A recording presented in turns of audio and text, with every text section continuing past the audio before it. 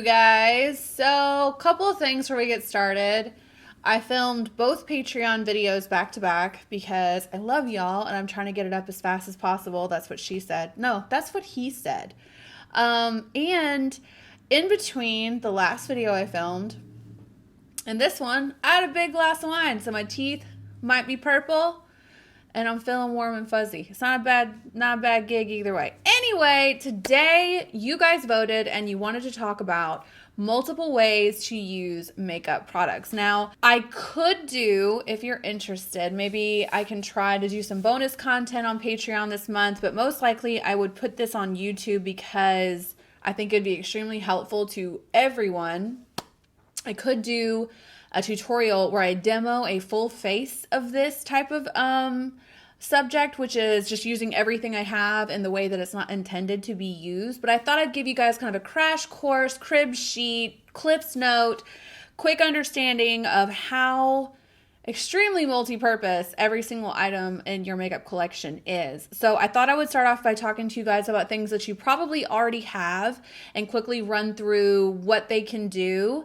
And then I'm going to tell you about some products that if you are on the market for some more multi-purpose things that you could probably pick up and add to your collection if you just kind of want to pare down what you're working with and just have some things that'll really, really go the distance. So the first thing I wanted to talk to you guys about is liquid lipstick. Side note, I'm wearing this hoodie again, or this sweatshirt again, because it is freezing in my house. And that's just kind of what happens every time it gets to be around November, December in Tennessee.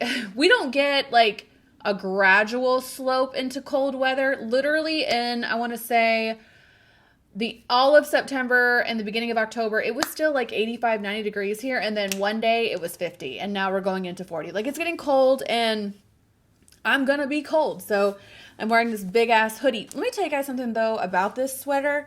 This is from Anine Bing. She's an LA designer. I have worn this hoodie more than I've worn any single piece of clothing I've ever owned in my life. Like, they have this in another style. I think I'm going to pick it up because I wear it all the time. Anyway, not while you're here. Let's get started. So liquid lipstick, out of all of the makeup products that we're going to talk about today, I'd have to say liquid lipstick is one of those that I don't feel like people are using to its full potential. You can do so many things with liquid lipstick. Obviously, we can wear it on our lips, like that's what it's designed for, but you can also use it as an eyeliner. I have seen that done many, many times. All you would need to do in order to achieve that is you would take your little lipstick wand and then you'll just dig a little bit of the product out of the actual vial and bada bing, bada boom, you have eyeliner. As a whole, you can use literally any item that is designed to go on your eyes, on your lips, and vice versa. The only exception, and somebody pointed this out in a video recently, I didn't even think about it. Don't use anything that's meant to lip plump, like Buxom lip glosses. They have a lip plumping effect. Don't use that on your eyes. Probably not a good idea. It's going to sting. It's going to burn. But outside of that, liquid lipstick is great for eyeliner. It's an amazing eyeshadow base. So when you're doing smoky eye looks, I'm a big fan of laying down liquid eyeshadows. It's probably one of the products that I am quick to replace. I have tons of makeup products that when I run out of, I'm like, I got something similar. But liquid eyeshadow, cream eyeshadow, things like that, especially if you have hooded eyes, it's a really good way to make sure that your eyelid color doesn't transfer. So if you saw my hooded eye video, I talked a lot about that in there. But laying a liquid eyeshadow down beneath any shadow you're going to place on your mobile lid, if you have hooded eyes, stops it from transferring. Also, when you're doing a smoky eye look, like a really dark smoky eye, it's never made sense to me in my entire life to try to build up this lid by packing on tons of powder, because unless it's formulated really, really well, it can get patchy, it can get choppy. So laying down a liquid eyeshadow all over that mobile lid and then packing a color on top of it, A, million times faster. And B, it really has like a beautiful, beautiful, rich effect to it. So that's what I highly recommend using liquid eyeshadow for. I see this done a lot on Instagram, particularly with a lot of Russian makeup artists that I follow. They're my favorite. They're just killing it. I like Tomina Makeup. She has a lot of students that she teaches that kind of go off into their own and they do similar styles of makeup, and they do a lot of layering. lots of layering. So they go in with like a liquid lipstick. They tend to use, obviously, more like a brown tone, something like this. They'll lay this out in the outer corner ever so slightly, and then they're going to take their eyeshadow brush, and then they blend it out, and then that is an immediate, you can see that it's nothing crazy, but it just kind of adds a nice effect to softly build color on top of, so you're not going in with big plops of color. You like that type of look, the soft washes of color. Using a liquid lipstick down, maybe for like this outer corner color right here, I could have used a liquid lipstick in that area and built it up very softly, very slowly, and it would have just looked so multi-dimensional and layered and beautiful and natural. So I highly recommend liquid lipsticks for that. You can also use liquid lipsticks as a blush. Now, this is really going to come down to the formula of the blush and how quickly you are willing to work. So cheek stains like Benefit Benetint and Posy Tint and stuff like that, I think are super, super beautiful. And a liquid lipstick would operate much in the same way. So you would just apply it and then quickly, I can't stress that part enough, as quick as you can, you're going to go in and blend this out. Now, I don't know how much I would recommend doing it on skin that already has powder on it. This might be something you would do if you have drier skin and you don't want to mess with a powder blush, but look how beautiful and soft. Like, you can keep layering it as much as you want. It just creates this beautiful watercolor effect. And the good thing about it is it will literally last all day. Like, that's going nowhere. That is another really useful thing that you can do with liquid lipstick. So that is 4 different things. Lipstick, obviously, liquid eyeshadow, eyeliner, and like a liquid blush. That is 4 things you can do with liquid lipstick. Next, I want to talk about loose powder. We all have loose powder. We're all using it all the time. So loose powder has the obvious uses that we all know of, which is setting the entire face and baking. I don't really bake anymore. But one thing that loose powder does that I don't feel like a lot of people talk about is it's a really good blending agent. Now, if you're ending up with a harsh line in a contour or something like that, if you load up a brush with loose powder, you can use that to help blend something out, especially if you already have powder on the skin. Sometimes, this is like a big pet peeve of mine, and it's a big reason why I don't think I'll ever stop wearing powder, is that I have a difficult time blending a powder into a cream. So I blend powders into powders. Similar to the way that I set my entire eyelid with loose powder before I do my makeup. That is essentially what you can do with loose powder on the face. So I set my entire lid with loose powder before I do my eyeshadow, because when I go in with an eyeshadow brush filled with powder, the 2 powders just blend together and it's a much smoother blending application. So that's kind of what you're going to do in this situation. You can take like a contouring palette or something like that, like I said before. Let's say you've loaded it up and you're going under them cheekbones and you're applying it. And let's say you're not getting a good blend. It's looking a little harsh. Maybe the contouring powder is clinging to dry patches. Maybe it's clinging to some foundation that hasn't set completely. That's when you're going to go in with your loose powder. Tap off the excess, or don't, I don't care.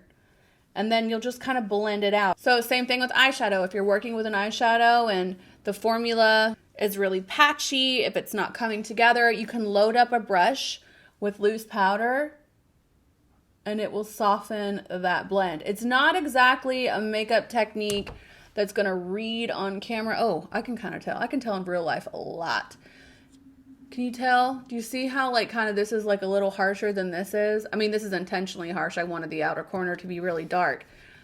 But if that's not what you want, if it's getting too out of control, once again, just take a little bit of that eyeshadow, or excuse me, that loose powder, run it wherever you want to soften up the blend, and it just kind of does the work for you. That is a huge benefit of loose powder. That is something I used to do when I did professional makeup all the time. It's not something I have to worry about on myself so much, but it is a big multi-purpose aspect of loose powder I don't hear a lot of people talk about. But also you can use this to mattify any lipstick that you have. If you have a traditional like satin or bullet lipstick and you don't want it to be shiny at all. Literally all you have to do, and I can't really do this right now because I have a liquid lipstick on that is naturally matte.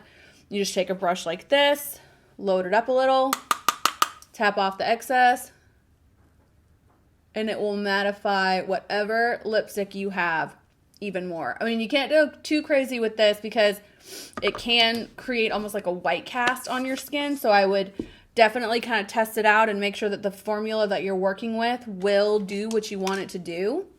But it's just something to keep in mind. Speaking of loose powder, I'm looking kind of shiny. Let me fix that a little bit. So now I want to talk about color products. This is all color products, and particularly in the form of powder. So your blushes, your eyeshadows, your contours, your bronzers, all of that stuff, that can be used literally anywhere. And I think that is something that we do not really think about much, especially when it comes down to duping eyeshadow palettes. You guys in the Facebook group have duped palettes so many times. It's kind of remarkable the way that you guys are able to take your existing collection and create exact dupes of existing palettes, because I mean, let's get real. There's nothing new under the sun anymore in beauty, but also it just goes to show that we have the tones that people are selling now. We just do. We just might not see them in the places that we're used to seeing them. So this is a good example. This is my Jaclyn Hill palette. I'm about to have to get a new one. It's on the struggle bus. And there's tons of colors in here, and obviously I can look at this when I want to dupe a new eyeshadow palette or dupe a look, and I might not have that exact product. Like, I can look at this and figure it out. I mean, I've been saying this since 2016 when I was doing YouTube videos. I would tell you guys all the time, like, don't go buy this exact eyeshadow, this exact orange eyeshadow. Literally any orange eyeshadow will work. It does not matter. People can sit here all day and Twice on Sunday and be like, oh, but this one's like got like a caramel undertone. It doesn't matter on the eye. Look how tiny this real estate actually is. Like, the amount of time and energy we spend creating little masterpieces on our eyelid, it's not worth it. Anyway, one of the places that I feel like a lot of people do not tend to pay attention to is blush. Blush, first of all, makes a beautiful eyeshadow. If you are a very natural girl, like you really love natural makeup, I feel like the best way to create a perfect natural look, like very like worn in, very of your skin, no product added, I would only work with blushes and bronzers, because blushes and bronzers are intended to mimic the appearance of skin, the different phases of skin. So blush is intended to mimic when your skin is blushing, or when you come in from the cold and you've got that little like gorgeous like kind of rosy tint all along this area. It's just mimicking a different, we'll call it phase of the skin. Same thing with bronzer. Bronzer is just meant to mimic a deeper tone of skin. So when you work with like colors that are meant to mimic skin tone on the eyes, it is so beautiful and natural. And blush, I think, is one of the more beautiful colors you can work with on the eyes in general. Like right now, let me find a brush that's clean. Hold on. Like, I could take this blush. This is Captivating from Tarte. I'm loading up my brush, tapping it off, running it just along this area. I don't know how well you can, look how pretty that is. Like, it just brought a beautiful, like, skin-like warmth to my eye look without adding too much, like, unnatural color to it. I think it is, blush to me is, like, the ideal transition shade. I just think it looks so gorgeous. I'm just going to pile this on now because it's so pretty. I don't know how well you can tell in person, but on camera, I don't know how well you can tell on camera, but in person, it was one glass of wine, Whitney, get it together. It's just so beautiful and natural and flattering. And the first time I saw an eyeshadow palette that really solidified for me how much we ignore our blushes in terms of the ability they have to really go the distance and be used in many ways was when the Sultry palette came out, because it had that color in there and I was like, that's a blush color. Anyone who wants to dupe this palette and feels like they can't because they don't have that one shade definitely has a blush color that would work perfectly fine for that. So I highly recommend you guys get your blushes out and start playing with them as eyeshadows, because you'd be shocked how unnecessarily beautiful they are as transition shades. But that's also true for contour palettes. Now, I have the Park Avenue Princess.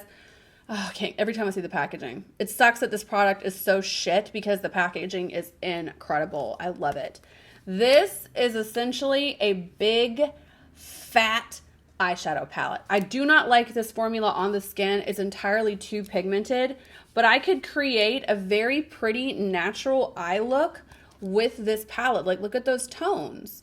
It would look so real. Like, you could just bust this in the crease of your eye and it would just look like your eye's natural shadow.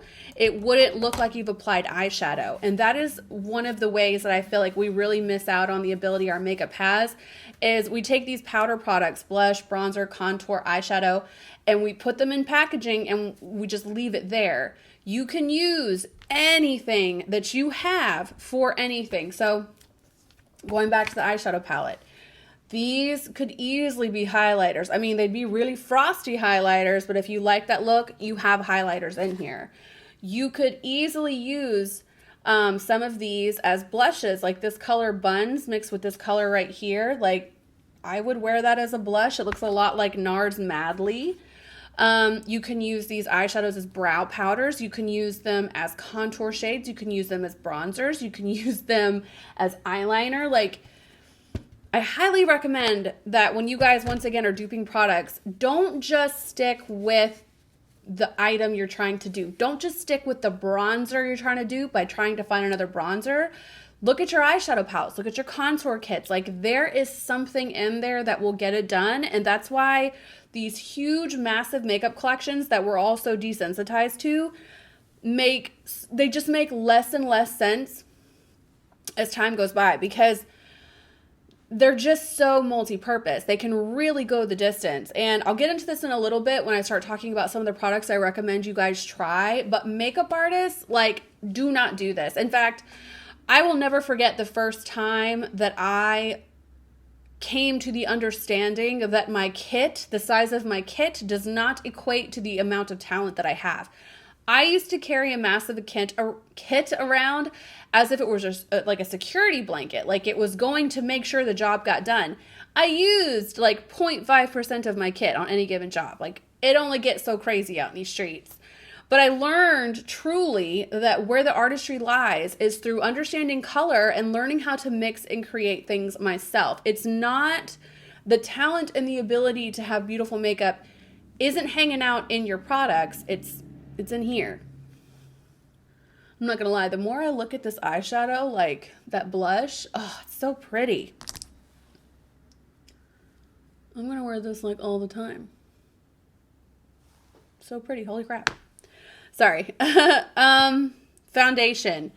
So for foundation, we all know you can use it as foundation clearly, but you can easily create a beautiful tinted moisturizer or like a sheer foundation using things you already have on hand. So I was actually talking about this with a hairstylist that I have in Georgia the other day. She has a friend who is a makeup artist. Her friend who is a makeup artist told my hairstylist, she was like, ask her what foundation she uses in her kit. And I told her, I was like, tell her to get the most full coverage foundation she can find and then just learn how to manipulate it with other things, because you can always shear something out. It's not always possible to build. So on the back of my hand right now, this is Studio Fix Fluid from MAC, and this is MAC Strobe Cream. Studio Fix Fluid is very pigmented. I'm wearing it all over my face today. Like, it's no joke. But you can mix these together on the back of your hand, and it just creates a beautiful, like, glowy, sheer coverage, hydrating foundation. Sometimes it's just a matter of getting in there and mixing different textures together. I rarely wear one foundation. I'm always playing with different combinations to see what I can come up with. I'm still mixing this on the back of my hand because I'm trying to show you guys how pretty it is when you do that. But look how beautiful and like skin-like that is now. It is so glowy. The coverage is much more sheer. It's just about getting in there and figuring out what preferences you actually have towards your complexion makeup. You don't have to keep buying new foundations to mimic different textures and different levels of coverage. My overall suggestion for anyone who wants to kind of figure out where they are on the foundation spectrum in terms of what most flatters their skin, I do say go buy a really full coverage foundation and learn how to sheer it out.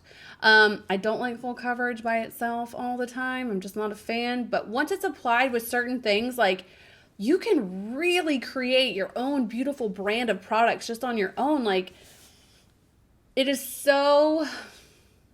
I'm getting sassy in this video because I'm very passionate about this. I use the same makeup products over and over and over and over and over again because I find what I like, and I just know that buying something new, it ain't the move. You know what I'm saying? I will just make something if I have to. It's not as serious as running out and getting something new.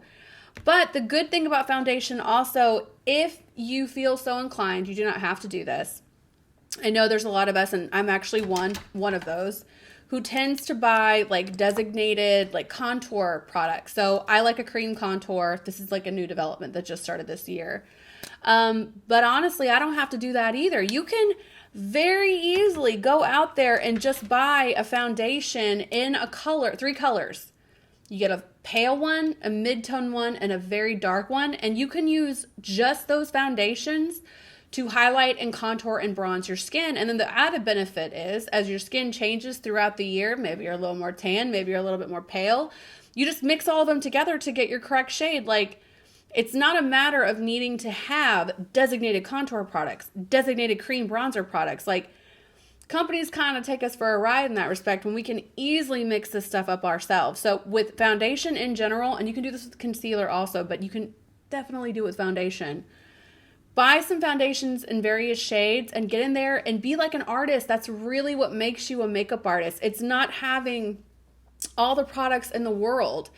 It's taking very little and doing a lot with it. So the next thing I want to talk to you guys about are the best multi-purpose products that I know of. Some of these I don't have anymore because I had them when I was a pro makeup artist. So I'm just going to pop pictures up here over the sides to explain. But trust me when I tell you these things, if you're going to buy makeup, and you know I'm always trying to tell you not to buy more makeup, but if you're going to buy it, these are good things to buy because they do so much. So the first thing is the Charlotte Tilbury Hollywood Flawless Filter. I know a lot of people don't really know how to use this, don't know what it's for. I just use it for literally everything. I use it under my foundation. I mix it in with my foundation. On the days that I'm not really wearing a lot of makeup, I will slather this all over my face and then just conceal, and that's all she wrote, and I look amazing. It literally makes you look like a glowing angel goddess. It doesn't emphasize texture or pores. It's not a foundation by any stretch of the imagination, but it also doesn't, it's not like devoid of pigment or coverage either. Like, I don't know if you can tell, there's a little bit of coverage in there.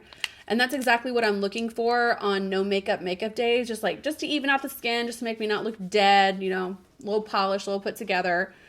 I think this is seriously one of the best products in the market. And if I ever did go back to freelancing, I'd have to have this because it is so multi-purpose. It is so universally flattering. If you guys have not tried this, I highly recommend getting a sample if you can and just seeing what you can do with it. But I've mixed it with moisturizers, foundations, mixed in with primers. I put it under my foundation, on top of the foundation. I've used it as a highlighter. It's just multi-purpose. That's why I love it. And I think that's also why some people don't know what to do with it, because typically with products, I feel like the average consumer wants someone to say, this is what it is. This is how you use it. End of story. And for me, I'm like, well, what else can it do? It's one of those things. It can do many things. The next thing I highly recommend if you guys want to buy some things to expand the ability of your collection, MAC Pro palettes. Not MAC, M-A-C Pro, MAC M-A-Q Pro. They make these cream-based, they're called Farquad palettes. I could be pronouncing that completely incorrectly. But what they are, it's essentially little tiny, super travel-friendly, perfect for makeup artists. I used to love it. Cream palettes, and depending on which one you get, they have ones that kind of look like Make a Forever Flash palette. They have ones that look a little bit more like skin tones, correctors, things like that. But ultimately, you can do literally anything with those palettes. You can make your own foundations, you can make your own cream blushes, you can make your own cream bronzers, you can make your own color correctors, you can make your own concealers, you can make your own lipsticks, like cream eyeshadows, you name it, that palette can do it. Now, you will have to learn a little bit about how to mix color and color theory. I know color theory stuff is coming. I swear I'm not just blowing smoke up your buttholes, I promise. But once you kind of get the hang of it and you can learn the consistency and how to do it, it's game changing. Like, it's a pro product for a reason. Like I said, there's a learning curve, but it eliminates the need for so many other items in your collection. Like, it doesn't even make any sense. I highly recommend them. I know this isn't the first time I've talked about them. So I get mine at camerareadycosmetics.com. Just Google MAQ Pro. You will find it. Next are the Face Atelier foundation adjusters. I feel like I saw that NYX recently came out with something similar, and I think these are genius.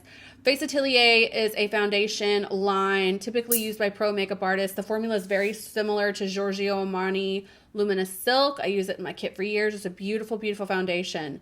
But they make adjusters. So they make a stark white one that will lighten your foundation.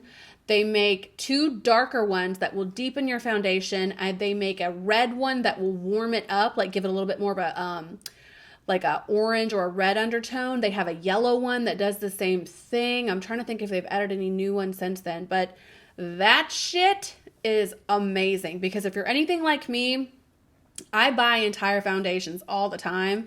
Like the La Mer Soft Fluid Foundation. People forever and all day on Sunday are trying to tell me dupes for that foundation.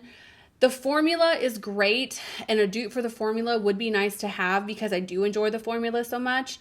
But I buy that foundation because the colored neutral, 22 neutral, is the perfect foundation for me because I am very neutral, and it can take any foundation I have and make it more neutral. But it's expensive as fuck. Like, it's $120. The Face Atelier ones will run you roughly, I think, like $40 or so.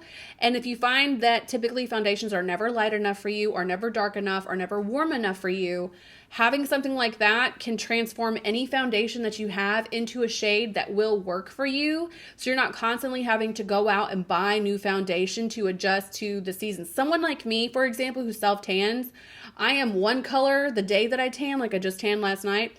I'll be a completely different color 4 days from now as my tan exfoliates and kind of fades away. So that is very, very key. One of the best products on the market, I honestly believe. Once again, Face Atelier. You can get it at their website, Face Atelier. And I think you can get it at Camera Ready Cosmetics as well. Pigments, you guys. I don't feel like people talk about pigments that much anymore. I remember when I first got into makeup, I was obsessed with them. Like, I wanted all the pigments. I have tons of stacks of these pigments because this is what I used to carry with me when I was doing pro makeup. You can't just have all kinds of little things rolling around. So I decanted all of them into these little stacks. Pigments will last you forever. You be passing these things down to your grandkids. Like, they literally last forever, and you can do so much with them. Obviously, you can use them as eyeshadows, you can use them as highlighters, you can use them mixed with certain types of mixing mediums to create different types of products with them that way. That's getting a little technical. There is one mixing medium I will talk to you guys about in a minute. But the benefit of a pigment is, like I said, it will literally last you forever. You'll never, ever run out of it. And if you're a very simple kind of makeup girl, and a good example of this, do I have it in front of me? I don't think I have it in front of me. MAC Vanilla, for example, somewhere on my skin tone. If you're not looking for super hyper frosty things, but you like a highlight and maybe an all over lid color, that's exactly what that would be perfect for. You could put that all over the lid and then all over the cheekbone, and it would be a very beautiful natural highlight that you will once again never run out of. It's kind of insane. Pigments are something I feel like we've gotten away from over the years. I don't feel like people are bringing them out very much anymore. Like I said, MAC is the OG. Makeup Forever used to do them. I don't know if they do anymore. But once again, when I was a makeup artist, I carried around a lot of matte eyeshadow palettes. And if I wanted something shimmery for all over the lid or for a highlighter, I just had a stack of pigments because I would never run out of them. And once again, they can be used for all types of stuff. Speaking of mixing mediums, Inglot Duraline. Somebody just asked about this in the Facebook group the other day, and I kind of forgot about it until they did. Duraline is a product from Inglot that is kind of used, that's kind of used to kind of re-energize your cream eyeshadow or your cream eyeliner pots. Cream eyeliner, is that what it's called? Gel.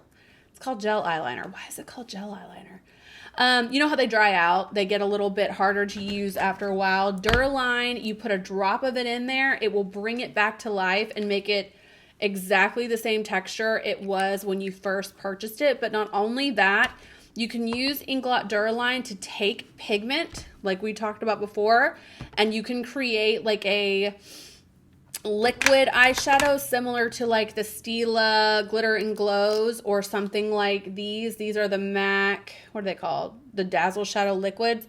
You can create something like this using Duraline and a pigment. I don't have any Duraline with me to demonstrate this for you. Take my word for it.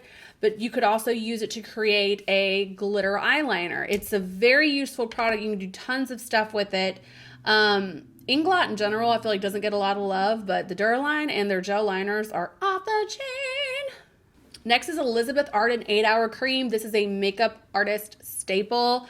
People use this to deal with chapped lips. People use it to do that kind of hyper dewy look on the skin. They use it to create glossy lips. They use it as a moisturizer. They use it as a primer. They use it to mix in other fuller cover foundations. It's essentially a multi-purpose, badass mixing medium that I feel like has been around forever, but nobody really talks about. And this is definitely going to be very user specific. It depends on what your skin is like and what you actually are looking for. But if you find that you have trouble with chapped skin, dry skin, things like that in the winter, and your foundations are never emollient enough, or you're layering on tons and tons of product to try to hydrate the skin, same thing with lips, Elizabeth Hour 8-Hour Cream does a little bit of everything. And it's one of those products that until you really get it and start playing with it, you might not understand how multi-purpose it actually is. Last but not least is foundation palettes. Now, when you become a pro makeup artist, there's tons of ways you can do foundation, but most of us at one time or the other have done foundation palettes. There's all different kinds of them. RCMA do a beautiful foundation, but there's such a big learning curve with that. I don't recommend it to the average consumer, but the colors that they tend to have in them are so good that it's kind of worth learning. But if you're not willing to put in the work to figure it out, I really love the Graftobian foundation palettes. I feel like that makes your skin look unbelievable. It's so beautiful. Ben Nye do them, Makeup Forever do them, Bobbi Brown do them. And the benefit of them, once again, is everything that you're able to accomplish with them. Now, foundation palettes are pretty big. There's going to be a lot of shades in there that you can't use. Or are there? It's really going to be a matter of teaching yourself how to mix. But once again, in a good foundation palette, you have colors for foundation, concealing, highlighting, contouring, and bronzing. You can do a little bit of this, a little bit of that with it. Also, I think one of the main benefits of a foundation palette is you can really figure out what your undertones are. You can really figure out what shades of foundation flatter you more, because foundation colors are a little more loaded than everybody thinks. Like a good example of this is someone who is extremely yellow toned might think buying a yellow toned foundation is the golden ticket, but yellow on yellow just breeds more yellow. Sometimes you can use undertones of foundations to cancel out certain things or to make them more neutral or to bring more radiance to the skin. You can do all kinds of things with foundation if you get the right colors. Same thing with figuring out what the perfect contour shade for you is, figuring out what the perfect concealer shades for you are. Like, that is the benefit of being a pro makeup artist, is you work with other people's skin tones and skin formulas so much that you can kind of quickly learn how to translate it person to person. Once again, that is what makes a pro makeup artist. A pro makeup artist can literally look at anyone and be like, okay, you are olive undertoned. You need a blush that's a little bit more on this side. You need a contour that's a little bit more on this side. And I can use all these colors together to create a beautiful, flawless look that doesn't look like the makeup is wearing you. So those are all of the ways, some of the ways, I'm sure I'll think of more the second I turn this camera off, but some of the ways you can use your existing collection in multiple ways. But not only that, also maybe some things you might want to consider trying out. I really hope you guys enjoyed this video. I am so sorry that it took so long to get the November content up this month. It's really been stressing me out and upsetting me, but you guys have no idea. I was so sick when I got back from Georgia. It was not cute. Thank you for being patrons during the month of November. I look forward to putting out December content for you guys. And not only that, live streams. I will announce the live stream dates very, very soon. So I will catch you guys in the next one. I hope you're having a great day.